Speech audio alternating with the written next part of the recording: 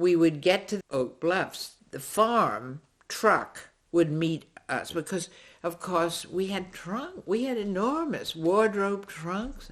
God knows what we had in them. So the farm truck would take that, and then Daddy would drive Mother and Barbara and me in our flivver, it was then, open Ford. And it took hours to get from Oak Bluffs to here. We went, I suppose, about 20 miles an hour. It seemed as if we never would get there. Then we got there, and then my sister and I would fight over who would open the gates, because it was a dairy farm.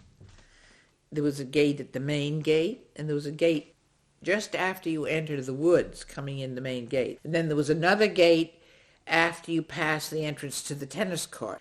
And in the woods, and before you get to where all the signs were, there was another gate.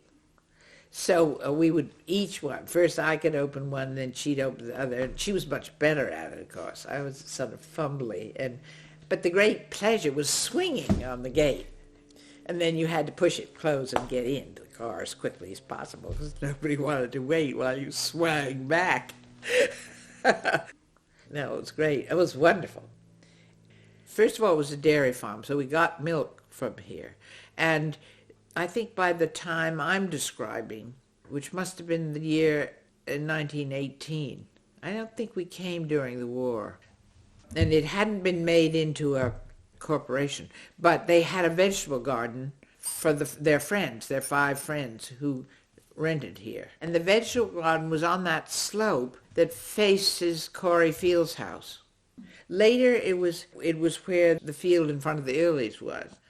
And so they would deliver beets and carrots and vegetables and milk from here. Nathaniel Southgate Shaler was born in 1841 and was a renowned Harvard teacher and geologist whose love of the vineyard's up-island landscape led him to begin the land acquisition project that would become Seven Gates Farm. He was an early champion of the 19th century Grange movement to modernize farming practices. When he died at the age of 65, his son-in-law, Willoughby Webb, continued his vineyard pursuits, most notably the realization of the sanitary cow barn of Seven Gates Farm. The vision was to create a state-of-the-art dairy, a milking and processing facility that would sell high-quality products for markets on the vineyard in Boston and New York.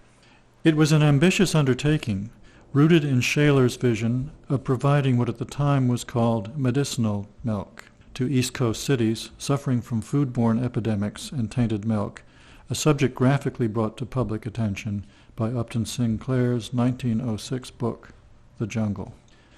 The technological leap that made possible a sanitary barn was the deployment of a new method of reinforced concrete. In 1903, Detroit-based industrial architect Albert Kahn, today hailed as the architect of the modern industrial era, incorporated the Truss Concrete Steel Company, enabled the construction of large concrete buildings. Few Kahn buildings from the Truss bar period remain. Several are registered national landmarks. Using the Kahn system, Willoughby Webb worked with the architects and engineers at Kahn's Boston office to draw the plans for the sanitary cow barn at Seven Gates Farm, incorporating Kahn's modern ventilation ports and easily cleaned surfaces that vastly improved hygiene. At Seven Gates Farm, the dairy processing building that today serves as the farm office and the 2 silos were the first to be constructed as part of Webb's grand vision. The big barn followed, beginning construction around 1914. From the perspective of architectural historians, this Kahn system barn is unique. The Seven Gates barn is the second oldest barn of this type in the United States. We had wonderful times in the barn, and we helped sometimes round up the cows. The cows were in between these various 7 gates. The cows were pastured for a few days till the best of that grass was gone, and then they were pastured further up or in another section. And we could always help drive them in gently or walk in while they went through. And then there was lots of good hay in that barn, and we could play in there, watch them milk them, and cool the milk. Then they took it to the dairy. That's where the office is now. We weren't allowed in there particularly, especially when we were little.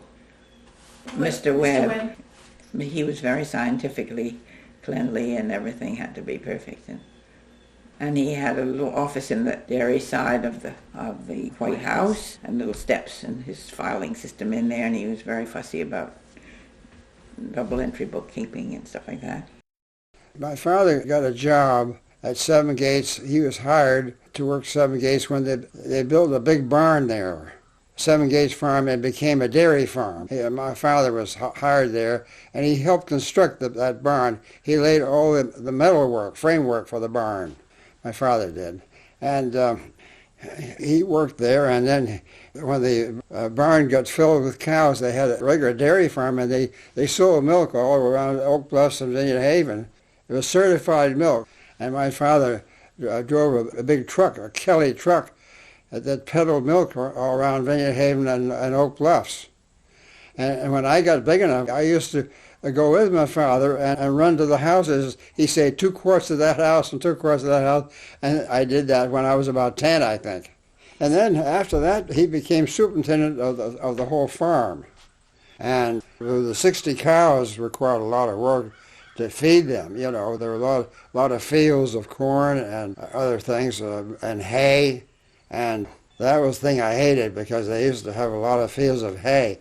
And I was big enough, 12 or 13, then I had to get on a wagon and help store the hay, make a load of hay, and then we had to take it and put it up in the barns. It was hard work, and you got full of dust and hot, where they had so many cattle. They had to store the hay in the bigger barn. A lot of hay out on the upper part of the barn. And there were a lot of rats, and we boys got 10 cents for each rat we caught on the hay mow, you see. But we got 10 cents apiece, and that was good. All we had to do was show the tail, but they got to be some boys that cheated, and they kept on showing the same tail, so that you had to show the whole rat then. And my brother Percy and I, as we got bigger, we got to work on the farm as part of the farm help. We'd go out and weed the corn and things like that, and we got $1.50 a day then. And then as more families came in, another thing we did, my father would fix it so we'd have a separate plot on the farm. My brother Percy and I each had a patch of strawberries, and we'd pick them and then sell them to these wealthy owners at 35 cents a box. I was lifeguard several summers, and I couldn't swim. They had to have somebody for a lifeguard, so my dad said, "Okay, Cliff, you're a lifeguard." I could row a boat very well, but I didn't learn how to swim until I was a senior in college. And one reason I went to college because I didn't want to have to spend my life taking care of a horse and cow. I saw enough of them. We watched the milking, and the barn was huge, and they were always doing something. They were either bringing in, what is it that cows all eat? And then they had silos. They'd be filling the silos with corn. And the barn, it was a marvelous barn. I mean, they had these electric, they must have had their own electric power, because they had these cars with silage, I guess.